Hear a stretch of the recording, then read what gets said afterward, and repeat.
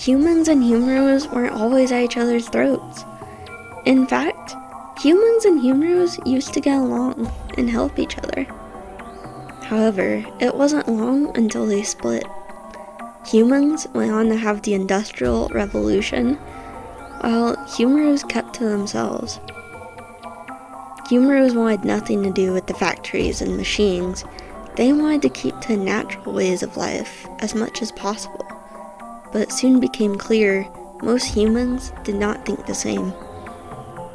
Humans expanded across continents, built massive cities, and made many technological advancements. Soon, there wasn't any room left for another sentient being opposed to the idea. Humaroos became outcasts and were deemed as just another pest.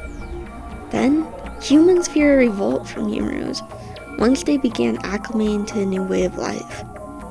They knew humaroos were still against technology, so humans decided to eradicate humaroos before any of them could retaliate. Little did they know, all humaroos wanted was to reconnect with their fellow neighbors and live peacefully side by side. Humans made it clear that was never an option, and international laws were passed to put an end to the humaro way of life. Humans and humaroos would now live in a world of mistrust, hate, and fear. But just when all hope seemed lost, the humaroos' prayers seemed to have been answered. They believed a celestial being would be their savior, granting them refuge, and they called her Mother Earth. You know, I used to believe I was a humaroo. But that's what happens when you wake up in someone's backyard with amnesia. Everything was adding up, except for when I learned not everyone has powers like I do. The lady whose property I was on, Elaine, took me in. She was an older woman with pets to keep her company. She mentioned how I had markings like a humaroo, so it kind of stuck. It wasn't until she left to go shopping that I had gained confidence to explore the house. To this day, I still don't know what exactly compelled me to touch the wilted plant in the kitchen. But that moment changed the course of my life forever. I hadn't noticed Elaine was home, and my touch somehow brought the plant back to full health. I was in awe. The leaves just kept growing. Elaine, on the other hand, was terrified. She dropped her groceries and ran to the phone. I had no clue what was going on, but the next thing I knew, I was on the ground with people surrounding me. There were red and blue flashing lights, confusing noises, shouting, and then I blacked out. Soon enough, the ringing in my ears faded to leave me in silence. I was lost, scared, and confused. I should have been dead. After I came back to my senses, I felt a sharp pain, almost like a headache. But when I felt it with my hand, it came back smeared with blood. So, if humans were going to treat me like that, I wanted nothing to do with them. I went into the woods to live like a humaroo. But first, I really wanted to try to find others to help me. With memory loss and all, I couldn't remember the most basic of things. It wasn't far before I heard panic screaming. Without thinking, I jumped into action, sprinting towards it. A golden field spread out in front of me, with the machine cutting the crop in the distance. Nothing stood out to me immediately, but as the machine crawled closer, I could hear the screaming again. Gaining higher ground on a hill, I spotted a young humaroo hunched over, right in the machine's path. Running, it was now a race against time. But who would reach the humaroo first? Me or the machine barreling towards us? I reached her in time, but her foot was stuck in metal. She was crying out of desperation and hopelessness. Then, right before the machine could run us over, I freed her and pulled her to the side. However, the person controlling the machine didn't seem to like that idea much. I grabbed the young humaroo's arm and ran as I heard shouting behind us. With her foot injured, we made progress as fast as we could to put distance in between us and the humans. Miraculously, her foot was healed by the time we reached the abandoned cabin. The sun was going down, so we gathered what we could in terms of bedding. That night, I had a dream. I won't go into too many details, but let's just say I'm sure it was a memory. The plants and soil under my feet had been replaced with stars. I saw 2 figures in the distance, my mother and my father, and another figure to my right, my brother. As soon as I tried to walk closer, I fell. I fell down to earth. I woke up with my heart racing, and I saw it was right before sunrise. Over the next few days, my memories started to come back in bits and pieces. Things like finally recalling my name was a relief. I also learned the young humaroo I rescued goes by Lily, and she has a friend by the name of Lisa. So we agreed to be a team and look for her friend together.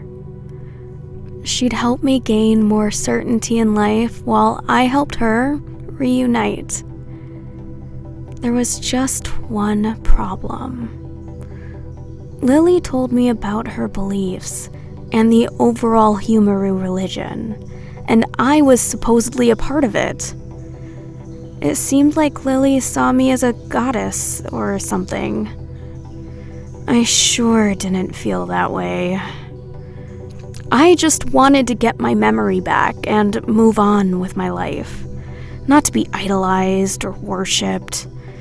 Finally, after a week of searching, we find Lily's friend Lisa. She looked old enough to be Lily's mother, but it turns out Lily had lost her parents when hunters found them. I also knew Lily and Lisa weren't related based on their genetic code. It was another part of my powers. I kept it to myself as Lily started boasting about being rescued and helping me. The look on Lisa's face said it all. These humaroos really believed I was here to save them. Well, whether they're correct or not, I vowed to help them any way I could. I wasn't about to let humans destroy an entire race. Really starting to find my sense of purpose, I would leave Lily and Lisa at the cabin to go foil any hunting traps. It was nice to get away and have some alone time, especially since they held me to such high expectations. How was I supposed to grant them safety when I didn't even know who I was? They said they'd give me all the space I needed, the time, but I still felt lost within. How did I end up in Elaine's backyard of all places? And why did I have powers when no one else did? Weeks passed without any clear answers. I dreamt of standing on a cliff and watching dinosaurs beneath me. Everything was peaceful until they turned around. Carnivores, herbivores, spikes, teeth, claws, you name it was heading right for me. I didn't feel afraid. I felt angry. So angry that I clenched my fists and watched as the meteor came hurling out of the sky. It was a bright ball of fire that crashed and caused a wave of death. The dust settled, and dead creatures lay everywhere, while I was unharmed. Just like in the waking world, I felt confused. How could this happen? I woke up with the same question when humans stormed the cabin and shot Lily and Lisa. It was over within minutes, and I was filled with rage and injustice. So, just like in the dream, I had the same reaction. Except, nothing happened. They were still afraid of me, so they kept their guns trained on me and tied me up. It's a blur on what happened next. Lily and Lisa were my friends, even if it was for a short time. They didn't deserve to die like that. Everything was so unfair. Eventually, I believe I escaped after taking a few bullets. It sure seemed like they couldn't kill me, so I had an advantage there. I went back to Elaine's house, the place where I started. Maybe I could get more answers. Busting through the door, I find Elaine's corpse in the kitchen, and a figure standing behind her. He sparks a flame by snapping his fingers to light a cigarette. It was him. It was my brother.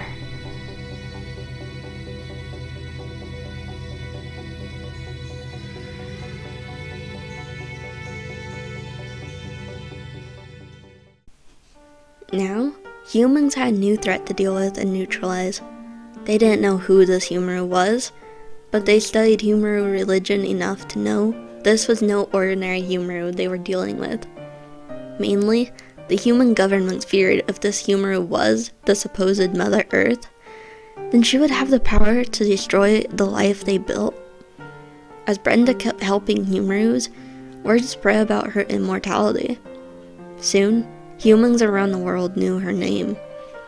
Some believed she wasn't real, and it was just propaganda. Some actively tried to hunt her down. Killing her was the only option before humaroos would completely surrender. Fortunately, they knew of another immortal being who wouldn't hesitate to kill anyone.